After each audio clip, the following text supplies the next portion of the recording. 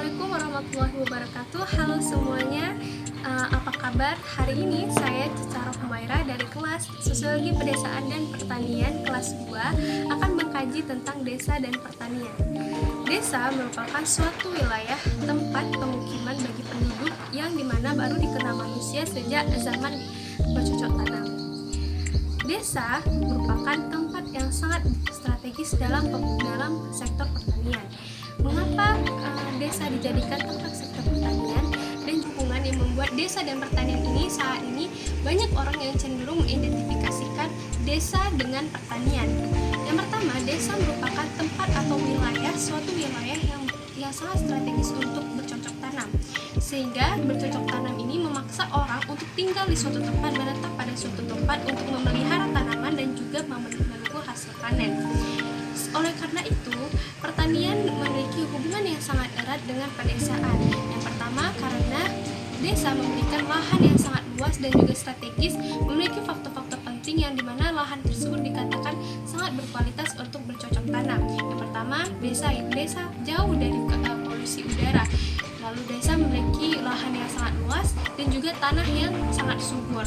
Lalu masyarakatnya seiring waktu memiliki tradisi sendiri dalam bercocok tanam dan juga memiliki pengetahuan di awalnya untuk bercocok tanam karena mereka yang ada di pedesaan cenderung berprofesi sebagai petani.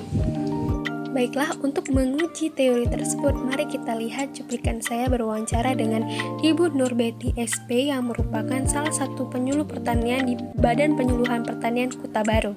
Nama saya Nurbeti SP. Desa yang saya bina kebetulan 5 desa, Lamucin, Ramon, Deyah, Labu, dan Cucung yang tadi. Ya, Ibu ceritakan sedikit bagaimana kegiatan penyuluh Badan Penyuluh Pertanian ini dengan para petani yang ada di desa. Badan penyuluh, kami penyuluh cuma memberi penyuluhan, memberi inovasi, di mana ada inovasi baru diterapkan. Menurut pengamatan Ibu selama sebagai penyuluh, kan, apakah di desa ini memang mayoritasnya penduduk itu berprofesi sebagai petani dan juga apakah sektor pertanian menjadi pendapatan utama para penduduk desa ini? Ya, karena mayoritasnya ya petani, terutama di wilayah kerja itu selain bertani padi, orang ini menanam sayuran. Itu tiap hari ada pemasukan, tidak berhenti-hentinya. Kalau padi kan setahun 2 kali, kalau panen sayur hampir tiap minggu, tapi ini kan tiap hari panen. Kalau perkebunan memang tidak, karena tidak cocok dia itu lebih kalau peternakan bisa. Apakah para petani dan penduduk desa tersebut kan kebutuhannya tercukupi, Bu, dengan hasil pendapatan mereka sebagai petani? Ya, kalau lagi maksudnya kalau padi, kalau nggak musim kemarau bisa tercukupi, tapi kalau musim kemarau nanti gagal. Jadi yang bisa memenuhi kebutuhan hidup dari sayuran, kita lihat ya kayak mana pas-pasan gitu. Untuk kebutuhan hidup sehari-hari bisa terpenuhi, tapi untuk lebihnya tidak. Mungkin disebabkan ada pemasaran sekarang. Iya. Yang menjadi sedih petani sekarang ini, harga waktu panen terlalu turun dan anjlok lagi. Itu biasa 5.000, tapi waktu panen kadang-kadang bisa 4.000 1 kilo padi. Jadi kan nggak bisa ditargetkan sekian. Kalau misalnya padi harganya turun, beras nggak pernah turun, stabil selalu. Disitulah kerugian petani. Petani ini sebelum dipasarkan itu sendiri, mereka ambil juga hasil panen mereka, hasil produksinya itu untuk untuk dimakan sendiri atau langsung dijual?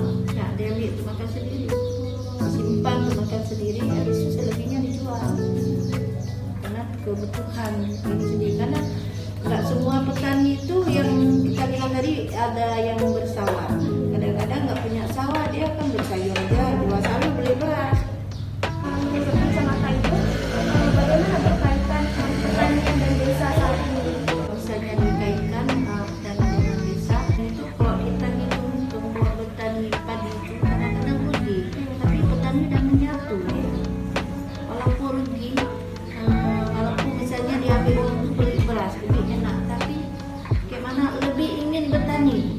walaupun hasilnya segini dapat kurang, kalau kita itu merugi dia kan, tapi nggak terasa rugi. Tetap dia bertani. Mungkin bagaimana dah menyatu. Mungkin kok kita bilang dari nenek moyang kita udah kayak gitu, jadi nggak enak lagi nak bersawah, dan enak makan beras sendiri. Berarti itu artinya ada faktor budaya di situ, Bu, ya? Nah, ada faktor budaya itu sangat kental. Kok ada inovasi baru, termasuk itu nggak langsung diterima. Karena dipikir-pikir dulu, dicoba dulu, melihat contoh dulu. Agak susah kami penyuluh kan, mesti bilang gini-gini. Karena kalau buat kayak gini hasilnya meningkat. Antara percaya dengan tidaknya, antara yakin dengan tidak yakinnya, kayak gitu. Karena kita pun udah berikan buat analisis usaha. Dalam 10 orang mungkin 1 yang ingin mencoba inovasi baru. Itulah susah kita mau memberi inovasi baru kepada masyarakat karena budayanya tadi. Ibu, bagaimana cara kita agar petani itu mau atau meyakinkan mereka dalam inovasi kita? Kita meyakinnya, kita harus pelan-pelan juga harus kita beri contoh karena petani ini ingin lihat dulu kenyataannya. Dia nggak mau kita bilang-bilang aja, nggak mau, nggak percaya. Apa kayak itu nggak ada. Maksudnya nggak percaya, tapi kok dilihat contoh, kita buat demplot, tapi lihat contoh itu baru yakin. Mungkin harus ada implementasi terlebih dahulu dari kita, ya, pada petani. Bersinar-binar lah kalau misalnya satu keluarga. Biasa kok bagi yang bapak-bapak biasa dia terima siap beres. Kalau udah padinya udah siap panen tinggal bawa aja. Kalau anak-anak juga, kalau misalnya ada anak-anak kita juga ikut. Kalau anak sayuran kan ikut juga bantu. Dulu kalau baca-baca bapak kan, sekarang udah ada mesin.